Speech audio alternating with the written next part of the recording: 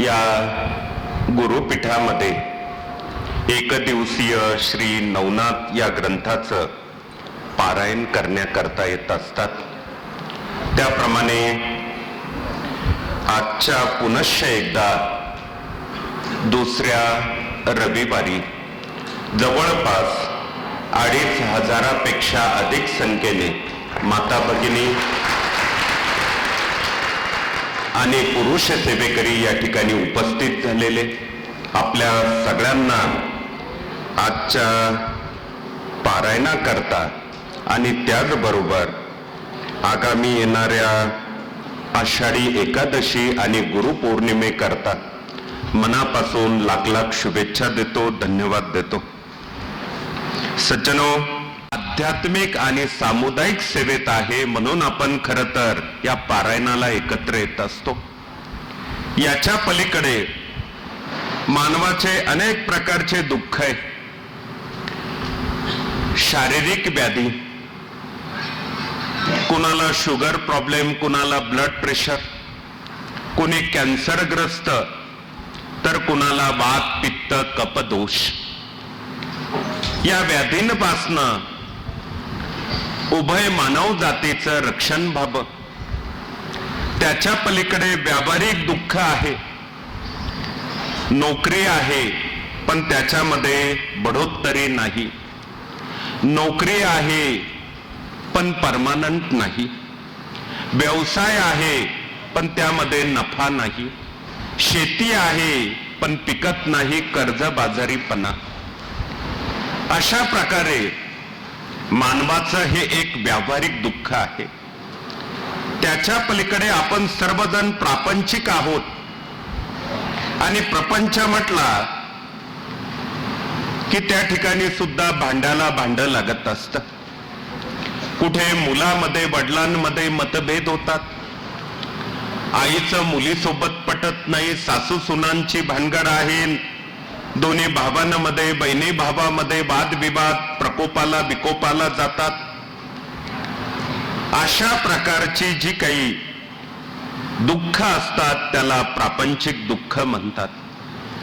मग अशा सगळ्या दुःखातनं माणसाला मुक्त व्हायचं असेल तर सेवेकरी बनवून त्याने या गुरुपीठातल्या एकदिवसीय नवनाथ ग्रंथाच्या पारायण सोहळ्याला हजेरी लावणं क्रमप्राप्त आहे.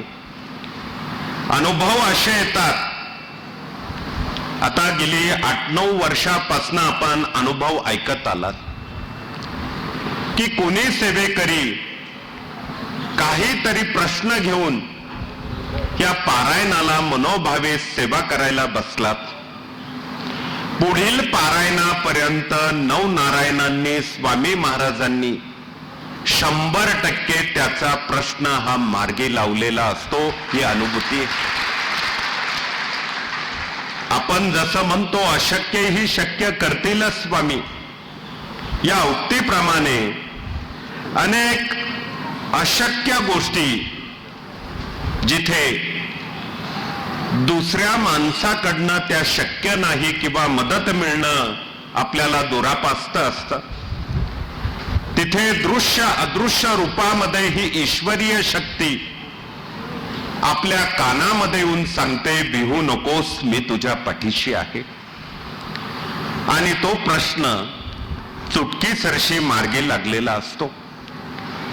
म्हणून आपण वैयक्तिक प्रश्न असो किंवा मनाची मनःशांती किंवा मनाला सकारात्मक ऊर्जा, ही या सामुदायिक सहजीवन पारायण सोहळ्यातनं आपल्याला मिळत असते. आज जवळपास 2500पेक्षा अधिक सेवेकरी या ठिकाणी पारायणाला आलेत. पण सामुदायिक सेवेचं महत्व असं आहे की आज जो कोणी सेवेकरी मनोभावे या ग्रंथाचं पारायण करेल त्याच्या खात्यात 2500 पारायण केल्याचं पुण्य प्राप्त होणार आहे. का तर ही सामुदायिक सेवा आहे. वैयक्तिक पारायण केलं तर एका पारायणाचं पुण्य आणि 2500 नवनाथ पारायण करायला मला वाटतं आत्ताचा जन्म पुरेसा नसेल, अजून काही पुढे जन्म घ्यावे लागतील, तेव्हा कदाचित आयुष्यात 2500 पारायणाचा टप्पा आपल्याला पूर्ण करण्याला संधी मिळेल. पण मात्र दिवसभराच्या 8-9 तासात आपण ही पुण्याई आपल्या पदरी पाडून घेत असतो. हे सगळं होत असताना परोपकारी वृत्ती, शेवटी आपण ज्यांचं जीवन चरित्र वाचतो ते 9 नारायणाचे 9 अवतार म्हणजे नवनाथे. यांनी स्वतः करता काही ठेवलं का? त्या शाबरी विद्येचा किंवा त्या ईश्वरीय कृपा आशीर्वादाचा उपयोग या नवनाथांनी कधीही वैयक्तिक केलेला नाही. म्हणून त्याला म्हटलं जातं परोपकारी वृत्ती. उपकार तर नव्हे, परंतु दुसऱ्याला मदत करणं, दुसऱ्याच्या दुःखामध्ये आपण धावून जाणं, याला खरं तर परोपकारी वृत्ती असं म्हटलं जातं. आणि आपल्या गुरूंनी, सद्गुरूंनी, स्वामी महाराजांनी सुद्धा अशाच प्रकारे कार्य केलं. वेळ प्रसंगी या नवनाथांनी देवांशी युद्ध केलं.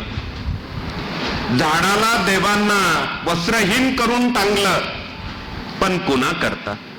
मानवाच्या कल्याणाकरता, जनकल्याणाकरता हे कार्य या भारत भूमीमध्ये पूर्व काळात नवनाथांनी केलेलं आहे.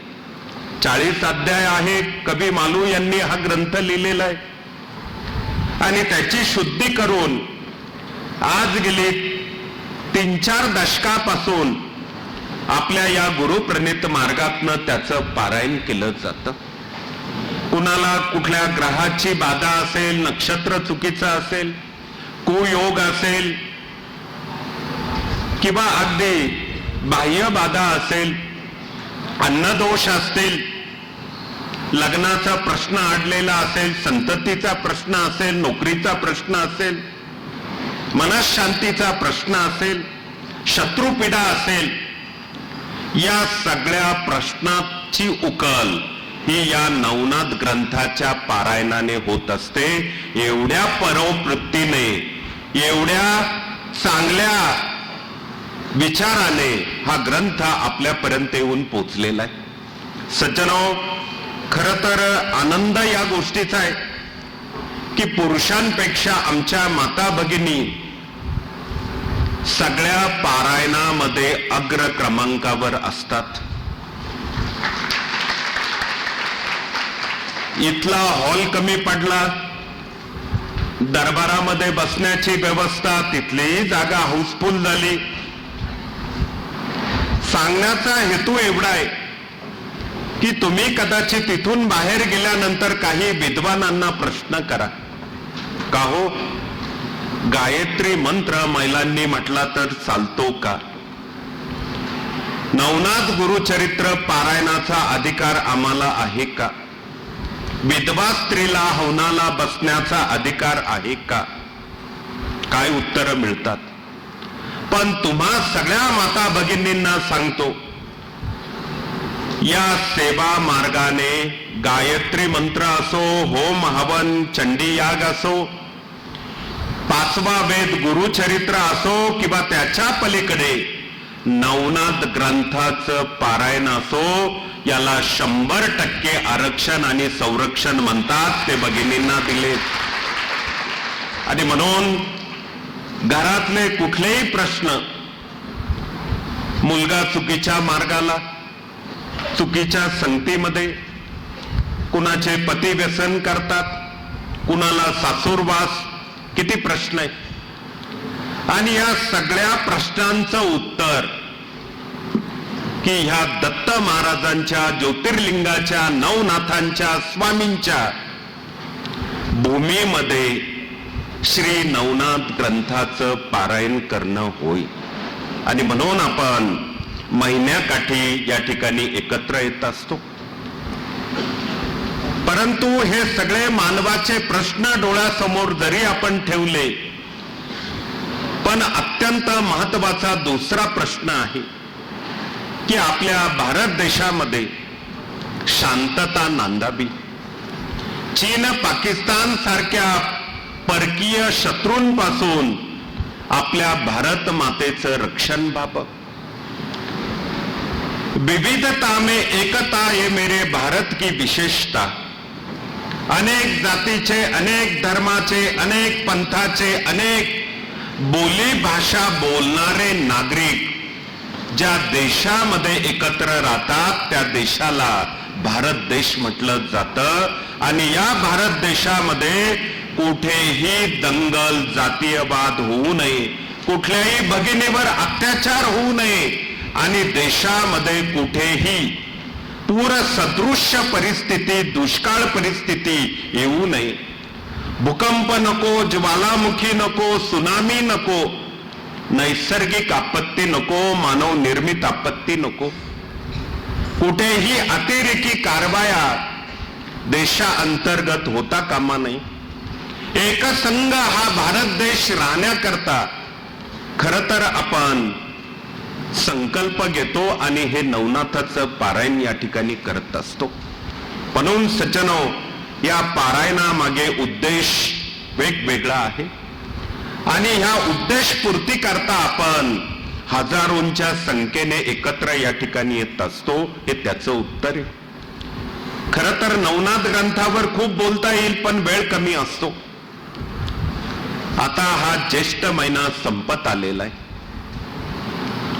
उद्या सोमवार, परवा मंगळवार, सोमवती अमावस्या, दर्श अमावस्या आणि म्हणून आपण पारायण झाल्यानंतर तडक आपण आपल्या घरी गेलं पाहिजे. रस्त्यात कुणाचंही फुकटचं अन्न पाणी घेऊ नये.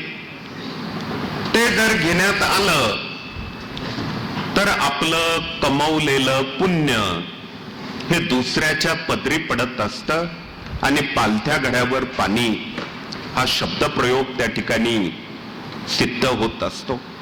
त्यामुळे हा नियम पाळून आपल्याला तडक आपल्या घरी जाणं असतं. घर दूर असेल, प्रवासाला वेळ लागत असेल तर स्वकष्टाच्या पैशातून शाकाहारी हॉटेल मधलं विकत घेतलेलं अन्न पाणी आपण ग्रहण करावं, पण फुकटचं नवं. ते परान्न असतं. हा नियम आपण पाळला पाहिजे. हे होतं ना होतं उद्याच्या अमावस्येला आपल्याला घरामध्ये काही उपक्रम करणे, केंद्रात उपक्रम घेणे, त्यामध्ये केंद्राची घराची साफसफाई करणं.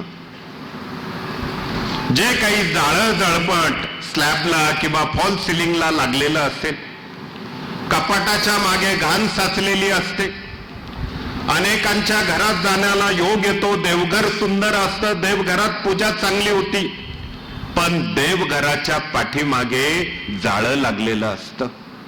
मग आता हे कोणी कुणाला सांगावं? वर्षभराची रद्दी, पेपरची रद्दी, न्यूजपेपर ती घरामध्ये साचलेली असते. शू रॅक असेल त्यामध्ये तुटलेल्या फाटलेल्या चपला असतील. किचन मध्ये कप आहे पण त्याची दांडी गोल झालेली असेल. ग्लास असेल पण त्याला तडा गेलेला असेल. ताट असेल त्यालाही चीर गेलेली असेल. मग हे जे काही साहित्य आहे, हे साहित्य त्या घरामध्ये नकारात्मक ऊर्जा निर्माण करत असतं. आणि अशा चिरलेल्या भांड्यामध्ये किती रुचकर स्वयंपाक करून तुम्ही तुमच्या पतिराजांना खाऊ घातला, त्यांना त्याचं महत्व नाही. उलट जेवणावरून, स्वयंपाकावरून भांडणं त्या ठिकाणी होत असतात. म्हणून तुटलेल्या चपला असतील, चीर पडलेले भांडे असतील, बंद पडलेले घड्याळं असतील, फाटलेले कपडे असतील, घरामध्ये जाळं जळमट कचरा असेल, धूळ असेल, रद्दी साचून राहिलेली असेल, या सगळ्या गोष्टींचा जरूर आपण विचार केला पाहिजे. प्रत्येकाच्या घरात आता वास्तुशास्त्र तर खूप बोलण्यासारखं आहे, पण घराला लाकडाचा उंबरठा किंवा उंबरा असावा. तो लाकडातच असला पाहिजे. कोणी मार्बल का, कोणी ग्रेनाइट का, कोणी कोटा का, कोणी प्लायवूड मध्ये का, कोणी काचेमध्ये, ऍक्रिलिक मध्ये चालणार नाही. लाकडाचा उंबरा, आणि त्या उंबऱ्याला रोज केलं तरी चालेल किंवा आठवड्यातनं एकदा एका वाटीमध्ये थोडी हळदीची पावडर घ्या, त्यामध्ये पवित्र जल टाका, तीर्थ टाका, 2 थेंब गोमूत्राचे टाका, त्याच्यामध्ये थोडंसं खडे मीठ टाका. ती हळद ओली करून घराच्या प्रवेशद्वाराचा उंबरठा हा आपण त्या हळदीने रंगवला पाहिजे. हळदीचा पिवळा पट्टा त्याला मारला पाहिजे. एवढं जरी केलं तर नकारात्मक शक्ती आपल्या घरात प्रवेश करत नाही. असोला आहे, कोळा आहे, गोरक्ष चिंच आहे, याचाही उपयोग आपण करू शकतो. आपल्या ज्ञानदान ग्रंथामध्ये सगळी माहिती दिलेली. हे सगळं जर बोलत बसलं तर उरलेले 39 अध्याय मला वाटतं श्रावणात घ्यायला लागतील आपल्याला. भरपूर काही आहे सांगायला, पण मात्र घराची केंद्राची साफसफाई हा मूळ मुद्दा आहे. आणि गुरुचरित्र जर आपण वाचलं असेल, 36, 37, 38 अन्निक निरूपण, अन्नदोष यावरती खूप चांगल्या प्रकारे कवी साखरे यांनी त्यामध्ये भाष्य केलेलं आहे. आणि त्यात सांगितलं, अमावस्येला जर आपण परान्न ग्रहण केलं तर महिनाभराचं पुण्य आपलं वाया जात असतं. पण आता परान्न म्हणजे काय? सरळ अर्थ आपण लावतो, परक्याचं अन्न म्हणजे परान्न. असं नाही. जे लोक देवधर्म करत नाही, कुलधर्म कुलाचार होत नाही, ज्या घरामध्ये पितृदोष दत्तक विधान आहे, ज्या घरामध्ये कुलस्त्रीचा छळ केला जातो, ज्या घरामध्ये खाल्लं जातं, पिल्लं जातं, 2 पायाचं 4 पायाचं, काचेची बाटली, गटार आमुषा, अशा घरातलं मग ते घर किती जवळचं असलं, कोणी म्हणेल सक्का चुलत भाऊ आहे, कोणी म्हणेल मामा आहे, कोणी म्हणेल सासरा आहे, अशा घरचं अन्न पाणी घेणं त्याला खरं तर परान्न म्हणतात. म्हणून सेवेकऱ्याने दुसऱ्या सेवेकऱ्याला हा नियम लावणं उचित नाही. लक्षात घ्या. हे सगळं सोमवती अमावस्या, मंगळवारची दर्श अमावस्या, हे होतं ना होतं पुढे आषाढ महिना लागतो. आणि आषाढ महिना लागल्यानंतर महत्वाची एकादशी येते, तिला आषाढी महा एकादशी म्हटलं जातं. चातुर्मासाला इथून प्रारंभ होतो. भगवान विष्णू 4 महिन्याकरता त्या शेषशाहीवरती ध्यानस्थ होत असतात, निद्रा अवस्थेत जातात. पण मात्र अनेक वारकरी या आषाढी एकादशीला विठ्ठल विठ्ठल पांडुरंगाचा जय घोष करत हे पंढरपूरला जातात. का जातात? पांडुरंगाला भेटायला. पण ते पांडुरंग त्या पंढरीमध्ये का आले याच्यावर कोणी अभ्यास केला का? गोष्ट आहे 150 सालची, इसवी सन 150 या साली त्या पंढरपुरामध्ये एक अलौकिक अशी घटना घडली. तरुण मुलगा ज्याचं नाव पुंडलिक, आई वडिलांची सेवा निस्सीम मनाने करायचा. आई वडिलांचे हातपाय दाबणं, त्यांना स्नान घालणं, कपडे धुणं, जेवू घालणं, सगळ्या प्रकारची शुश्रूषा तो तरुण मुलगा त्या पंढरपुरामध्ये करायचा. आणि म्हणून त्या माता पित्याच्या भक्तीपोटी द्वारकेच्या कृष्णाला त्या ठिकाणी राहवलं नाही. आणि द्वारका सोडून कृष्ण त्या ठिकाणी आले, पुंडलिकाला आवाज देऊ लागले, हे पुंडलिका बघ, मी तुला दर्शन द्यायला आलो.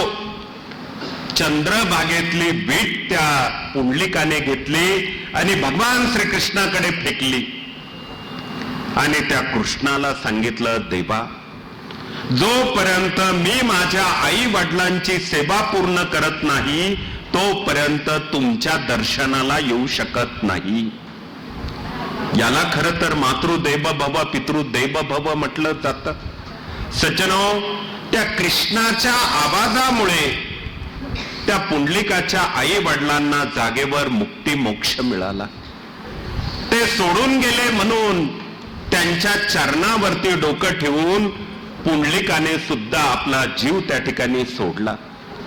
पण दर्शन अपूर्ण राहिलं. सांगण्याचा हेतू एवढाच आहे, युगे 28 उभा विटेवर कर कटेवर तो झाला विठ्ठल. आणि म्हणून त्या कृष्णाला त्या पंढरीमध्ये विटेवर उभं राहून विठ्ठल व्हावं लागलं. या गोष्टीचा अर्थ एवढा आहे, देवाची सेवा करून देवाचे आशीर्वाद मिळतील ना मिळतील, पण जो कोणी हयात आई वडिलांची सेवा करतो त्याला 100% स्वामी विठ्ठलाचे आशीर्वाद मिळतात. त्याच्याशिवाय मुक्ती नाही. आता निवृत्ती, ज्ञानेश्वर, सोपान, मुक्ताबाई, खरं तर त्याच्यावर खूप प्रवचन कीर्तन काय काय करता येईल, पण आपल्याकडे ह्या कलियुगामध्ये तेवढा वेळ आहे का? नाही. म्हणून एका शब्दात, एका वाक्यात किंवा काही शब्दाचा हा मध्येदार्थ थोडक्यात तुमच्यापर्यंत मांडता येतो. निवृत्ती याचा अर्थ काय? जे मानवी मनाला 6 प्रकारचे विषयुक्त साप क्षणोक्षणी दंश करतात ते षडरिपू. या षडरिपूंपासून जो कोणी निवृत्त होतो तो खरा निवृत्तीदाता. आणि जोपर्यंत या षडरिपूंपासून तो व्यक्ती निवृत्त होत नाही तोपर्यंत आध्यात्मिक ज्ञान नाही, ते म्हणजे ज्ञानेश्वर माऊली. आध्यात्मिक ज्ञान नाही तोपर्यंत समर्पित भाव नाही, तोपर्यंत तमेव माताच पिता तमेव, तमेव बंधूचे सखा तमेव. सोपान काका आपलं सर्वस्व ईश्वराच्या गुरुच्या चरणी सोपवणं, ते सोपान काका आपल्याला मिळत नाही. जोपर्यंत मनात गुरुविषयी आणि स्वामींविषयी हा समर्पित सोपान काका भाव निर्माण होत नाही तोपर्यंत जीवनाला मुक्ताबाई मिळत नाही, मुक्ती मिळत नाही. सज्जनो, हा खूप महत्वाचा अर्थ या 4ही भावंडांच्या नावामध्ये लपलेला आहे. आणि म्हणून आषाढी एकादशी हे होतं ना होतं.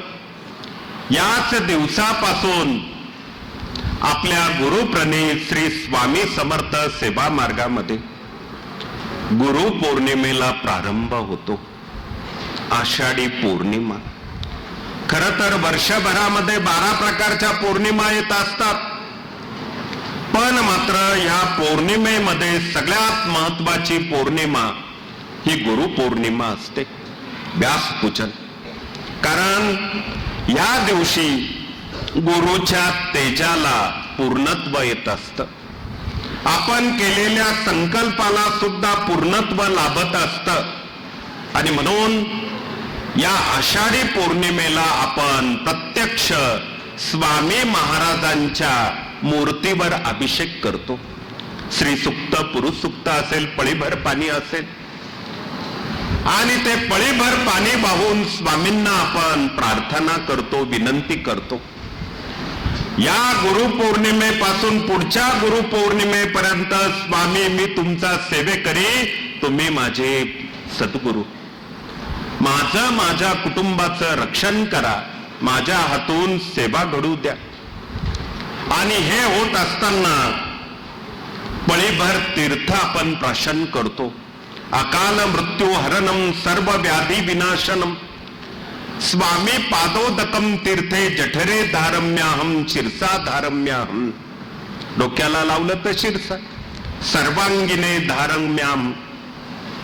थोडस अंगावरती प्रोक्षाशीन पडलं की सगळ्या अंगाला धारण झाल्यासारखं. पण त्याच्यामध्ये शब्द प्रयोग अकाल मृत्यू हरणम. अकाल मृत्यू याचा अर्थ काय? तुम्हा आम्हा सगळ्यांना देवाने एक विशिष्ट आयुष्य दिलेलं आहे, पण हे आयुष्य जगत असताना कदाचित सेवेकऱ्यांना नव्हे, पण जो असेवेकरी असेल, कोणी ऍक्सिडेंट मध्ये गेलं, कुणाची हत्या झाली, कोणी आत्महत्या केली, अपघाती मृत्यू झाला, याला अकाल मृत्यू म्हणतात। आणि अशा मृत्यूतनं हरण करा सर्व व्याधी विनाशनम। आता व्याधी तर अनेक प्रकारच्या आहे, मगाच सांगितलं मनाला मनशांती नाही, व्याधी आहे। घरामध्ये भांडणं होतात, व्याधी आहे। शरीरात दुर्धर आजार निर्माण झाला, व्याधी आहे। पैसा टिकत नाही, व्याधी आहे। किती प्रकारची व्याधी, सर्व व्याधी हा शब्द प्रयोग त्या ठिकाणी आपण करतो। आणि याचं निवारण होण्याकरता या गुरुपौर्णिमेला आपण स्वामी महाराजांना प्रार्थना आणि तीर्थप्राशन करणं। सज्जनो, असे विविध उपक्रम आगामी आषाढ महिन्यामध्ये आपल्याला करण्याला संधी प्राप्त होतीये। पण हे सगळं होत असताना पुढे आपल्याला श्रावण महिन्यामध्ये एक विशिष्ट उपक्रम या गुरुपीठामध्ये घ्यायचा आहे। श्रावण म्हटला की आपण बघतो गावापासून नगरापर्यंत नवनाथ पारायणाची खूप मोठी संधी अनेक भाविकांना मिळत असते। आणि एक दिवसाचं पाठात्मक हे स्वरूप पारायणाचं न ठेवता अनेक सेवेकऱ्यांकडनं मागणी होत असते की आपण वर्षभरामध्ये जी पारायणं केली हवनयुक्त त्या पारायणाची सांगता व्हावी। म्हणून या ठिकाणी जे काही कार्यभाग सांभाळणारे कार्यभाग स्वयंसेवक आहेत, नियोजनकर्ते सेवेकरी आहे, आमच्या जयदीप भाऊंसह सर्व यांना सांगणं असं आहे की तुम्ही सांगाल त्याप्रमाणे शक्यतो 14, 15, 16 ऑगस्ट लागून सुट्ट्या आहेत, 1.5 दिवसाचं, 2 दिवसाचं का 3 दिवसाचं आपल्याला या ठिकाणी हवनयुक्त नवनाथ पारायण करण्याला सुद्धा संधी मिळणार आहे।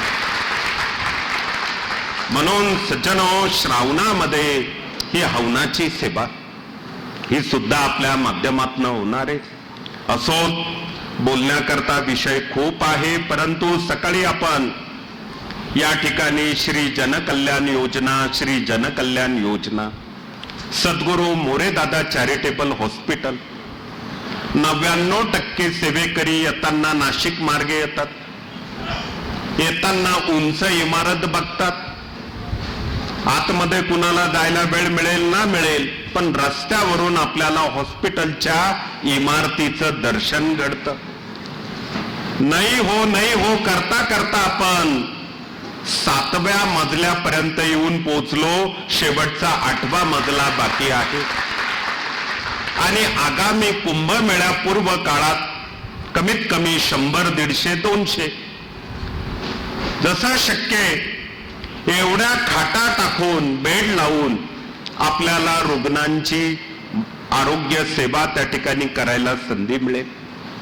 आपण केंद्रात जातो, केंद्राला बोर्ड असतो, श्री स्वामी समर्थ आध्यात्मिक सेवा केंद्र, श्री स्वामी समर्थ बालसंस्कार केंद्र, हे सगळं होतं ना होतं भविष्यात आपल्याला श्री स्वामी समर्थ आध्यात्मिक व बालसंस्कार व आरोग्य सेवा केंद्र हे सुद्धा प्रत्येक केंद्रात निर्माण करायचंय। तुम्ही म्हणाल कसं, सिव्हिल हॉस्पिटल केंद्रामध्ये आणायचं की काय? आज व्हीसीच्या माध्यमातून व्हिडिओ कॉन्फरन्सिंग म्हटलं जातं। इथे जे काही हॉस्पिटलमध्ये डॉक्टर असतील, MSMD झालेले, कोणी गायनेकोलॉजिस्ट असेल, कोणी कार्डिओलॉजिस्ट असेल, ऑन्कोलॉजिस्ट असतील, न्यूरोलॉजिस्ट असतील, पेडिट्रिशियन असतील, रेडिओलॉजिस्ट असतील, किती नावं घ्यावी? नवनाथाच्या 40 नावांपेक्षा या डॉक्टरांकडे अशा वेगवेगळ्या डिग्र्या असतात। डोक्यावरून जातात, पण डोक्याचा डॉक्टर न्यूरोलॉजिस्ट म्हणतात, मेंदूचा। मग हे डॉक्टर त्यांच्या OPD सेंटर मध्ये बसून आपल्या केंद्रामध्ये, स्वामींच्या केंद्रामध्ये जे रुग्ण येतील त्यांच्याशी VCच्या माध्यमातनं डायरेक्ट बोलतील आणि त्यांना जागेवर विनामूल्य आरोग्य सेवा सुद्धा प्राप्त करून देतील. त्याला वेळ लागेल, पण फार वेळ लागणार नाही, हे तितकंच खरंय. आणि अशा प्रकारे हा सद्गुरू मोरे दादांच्या नावाचा आरोग्य सेतू आपल्याला उभं करता करता तो सेतू मानवाच्या कल्याणाकरता, रुग्णाच्या भल्याकरता त्याचा वापर करायचा आहे.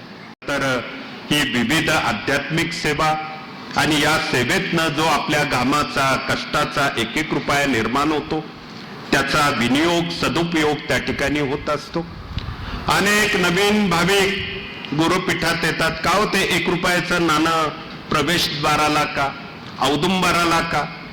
कुठल्याही मठात, कुठल्याही मंदिरामध्ये, कुठल्याही धार्मिक स्थळावरती रुपयाचं नाणं दर्शनी लावलेलं नसतं. मग गुरुपीठातच का? हा पडलेला नवीन भाविकांचा प्रश्न आणि उत्तर आहे.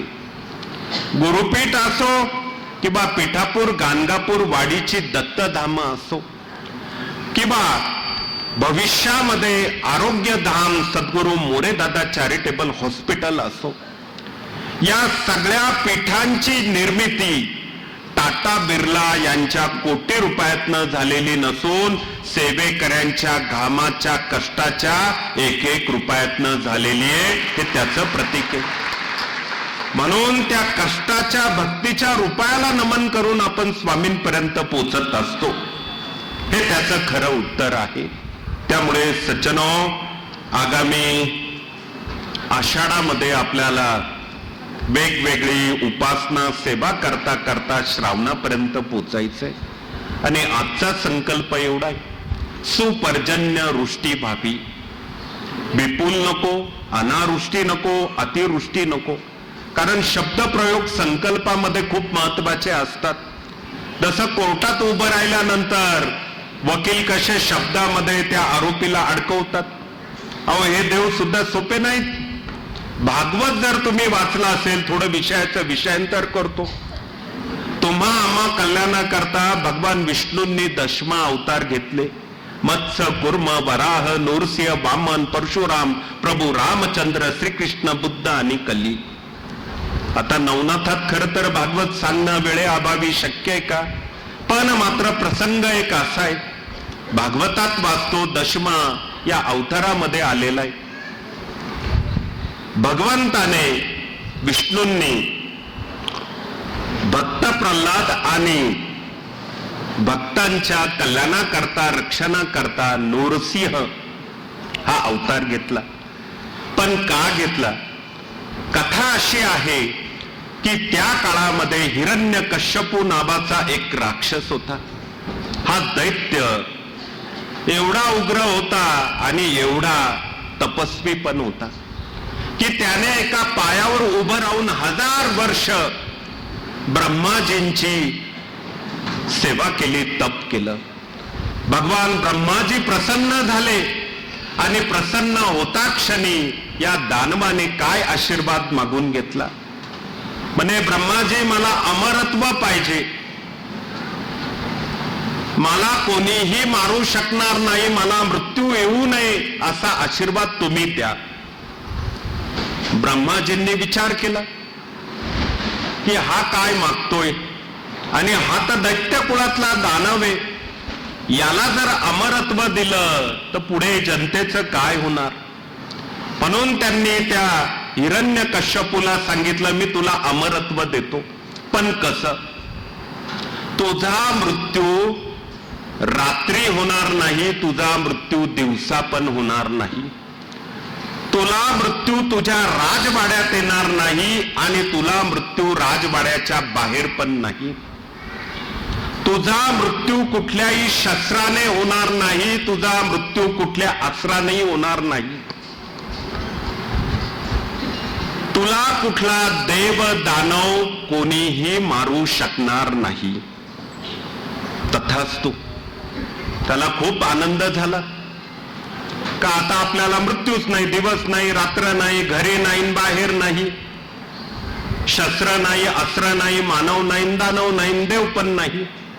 तो अजून उन्मत्त अहंकारी झाला आणि मग त्याने त्याच्या राज्यात फतवा काढला, जनतेचा देव मीच आहे, कोणीही देवाचं नाव घ्यायचं नाही.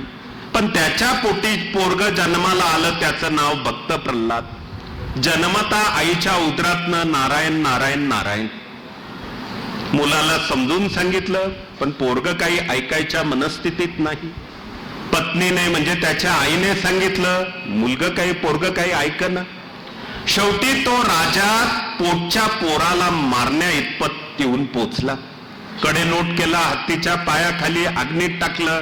होलिका राक्षसीन होळी आपण करतो वगैरे वगैरे, सणवार व्रतवैकल्य. पण हे सगळं होऊन सुद्धा त्या मुलाला त्या ठिकाणी मृत्यू आला नाही. शेवटी त्या हिरण्यकश्यपूने पोटच्या मुलाला विचारलं, तू ज्या नारायणाचं नाव घेतो तो नारायण कुठे? यत्र तत्र सर्वत्र, सगळीकडे आहे. हो का म्हणे? म्हणे या खांबामध्ये तुझा नारायण आहे का? हो म्हणे, या खांबामध्ये सुद्धा माझा नारायण आहे. सिंहासनावरून तो दानव उठला आणि अत्यंत रागाने त्याने त्या खांबावरती लाथ मारली. तो खांब तुटला आणि त्या खांबातनं भगवान विष्णू नर आणि सिंह या रूपामध्ये त्या ठिकाणी प्रगटले. दोघांमध्ये युद्ध झालं आणि युद्ध झाल्यानंतर ज्या काही टर्म कंडिशन शब्दप्रयोग म्हणतो ना, दिवसा नाही रात्री नाही. मग कसं मारलं?